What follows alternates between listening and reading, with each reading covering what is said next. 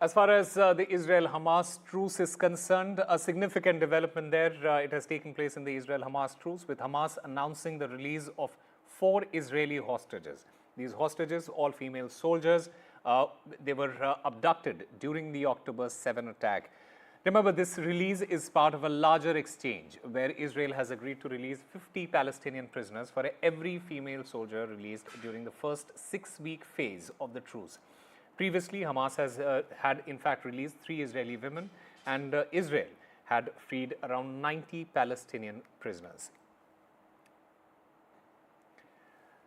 And Ghazali, just give us a sense of how significant this exchange is, especially in the context of keeping the truce between the two parties.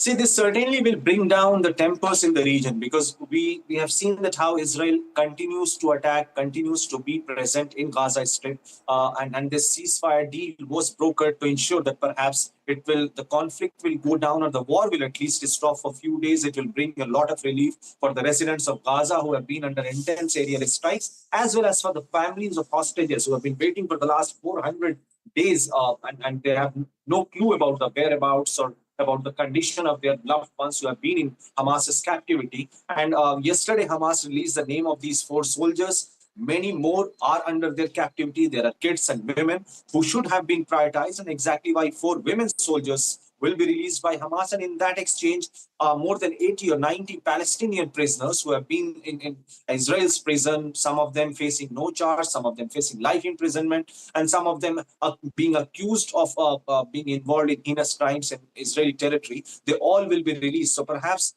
this should send out a good message, because Israel is also not leaving Lebanon. That's another story which is developing in the region, that on 26th of January, just by tomorrow, that was the deadline for Israel to come out of Lebanese territory as per the ceasefire deal, which was brokered back in November. But Israel yesterday issued a statement simultaneously saying that we are not going to leave there until the entire ceasefire is implemented by the Lebanese army, by the Hezbollah, where they have to go back from the Litani River. So on one side, in this particular ceasefire deal, in the first stage, hostages have to be released, Palestinian prisoners have to be released, and also this ceasefire deal in Gaza suggests that perhaps Israel will also have to gradually leave the Gaza Strip, which Mr. Netanyahu, the Israeli Prime Minister, has vehemently denied on record. So we'll have to see that today the exchange has to happen at around 4:30 local time, or maybe around 8 p.m. India time. And if it happens successfully, and it should, as Hamas has already agreed for it, then we will see more